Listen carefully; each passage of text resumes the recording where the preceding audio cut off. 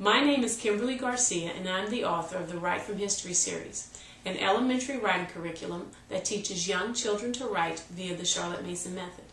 Now, you may be asking yourself, who was Charlotte Mason?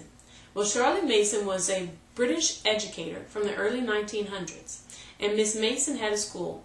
Well, of course, in her school, she incorporated several subjects, but for our purposes today, we're going to focus on the way and the method Miss Mason taught young children to write. Now, to teach young students to write, she employed narration, copywork, and dictation. Let's look at narration first. Narration is the act of retelling. Now, even children as young as 2 and 3 years old, they narrate. We all narrate. We tell information all the time. But we need children to learn how to narrate not only the right information, correct information, but to relay that information in a logical, sequential manner. So once children are doing school formally, around first grade when they're engaged in learning how to write, we ask children to narrate from history, science, or literature. We ask them to tell us what it is that they've read or what they've heard as we, as the parent or teacher, have read to them. Now, while children are narrating or learning to narrate, and of course remember they're doing this orally, we also get them involved in copywork. Now, copywork is just as it sounds. Children are copying. So we want them to copy models that are written by talented authors from living books. These models that the children are copying help students to learn how the sentences, or how sentences in general are structured, how grammar works, how sentences should be punctuated, where commas belong, when words are abbreviated, and what's the difference between a question and a command. This copywork will eventually help children learn how to put their own ideas on paper. But we're going to start by having them copy sentences that are complex in nature, a little bit more complex than they themselves will be able to create. And we're going to teach them the skills that they need to know to be able to put their own ideas on paper. Okay, so now we've got narration, and along with narration, we have the students engaged in copywork. Now we're going to add study dictation. Study dictation is slightly different than what you think of when you hear the word dictation.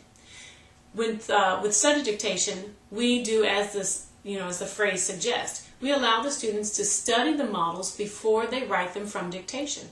This allows students to learn how to spell the words in the model correctly.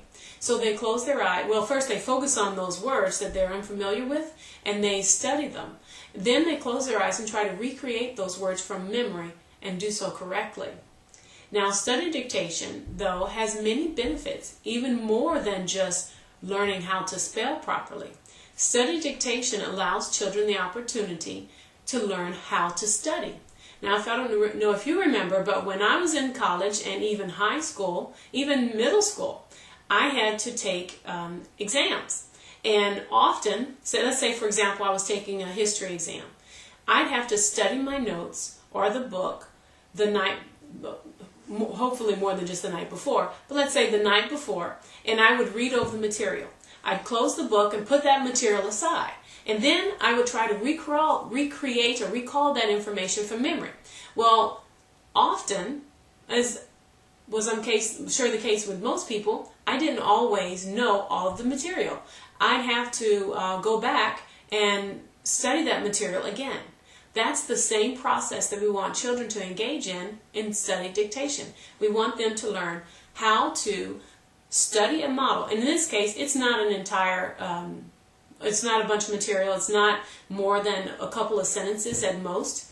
When at the age, second or third grade. So they're engaged in study dictation, and they're reading these models, and they're studying them. So they're learning in a very safe place, in a very gentle manner, how to study the information before them. And then they're going to try to recreate that information as you, the parent or teacher, read it aloud to them. Okay, so now we have narration, copywork, and study dictation in place. with our young students, and we're going to take our time with this. We're going to incorporate these three over the course of a few years. You will find, though, as your student progresses, and some will move along in these skills faster than others, but the students will be able to eventually write their own models. I mean, not write their own models, but write their own narrations. Instead of oral narrations, they'll progress on to written narrations. The process of copywork and dictation is what's going to allow students to be able to learn how to put information on paper. So students are learning through these individual components how to create or how to recreate information in a logical, sequential manner, and then how to take that information and write it down on paper, and how to do so correctly with the proper punctuation and following the correct grammar rules. So now we have students knowing how to write. So this process, while it seems very simple, is actually quite powerful. And Miss Mason's methods work. They've worked in my own home with my own children, and they've worked within homeschools around the world, and they've worked over years because this is back from the early 1900s that Miss Mason was teaching these methods. So we know that these techniques work as far as teaching young children how to write. Now, this leads us to the Write from History series and how it is designed so as to make implementing Miss Mason's method of writing instruction easy to accomplish in any home school. So if you use, and most of us are using history to teach our children, history is a great avenue as far as providing sources for children to learn to write from. So in the Write from History series, we have Write from Ancient History, Write from Medieval History, Write from Early Modern History, and Write from Modern History. The books come in a level 1 and a level 2 format. We have level 1, which is flexibly designed for students in grades 1 through 3. And then we have the level 2 books, which are designed for students in grades 3 to 5. The level 1 books contain historical narratives written in approximately a 1st to 3rd grade reading level. And the level, also besides this, in addition to historical narratives, we have poetry from the time period being studied, as well as fun cultural tales. Now in the level 2 books, we have historical narratives in the Write from History series, which are written at a reading level of about 4th through 6th grade. And then we also have excerpts from primary source documents. So students, now in those cases, as you might guess or might imagine, that the primary source documents have a reading level that is well beyond elementary and oftentimes post-high school. But these excerpts, we ask that parents read these to the children.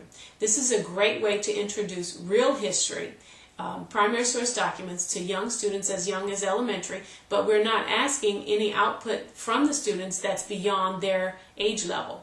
Then we also have in the level 2 books, poetry from the time period being studied, and fun cultural tales. The Write from History series provides these reading selections for the children, and then for the student, the models that they are to use for copywork are taken from the reading selection. These models are written in a true handwriting format so as to reinforce proper penmanship in young students who are still learning to write correctly. And also, we have in the appendix of each book models which can be used for study dictation. So if you have any questions about the Write from History series or the Charlotte Mason method, you can reach us online at writefromhistory.com. That's write as in W-R-I-T-E. That is www.writefromhistory.com. We look forward to hearing from you. Thank you.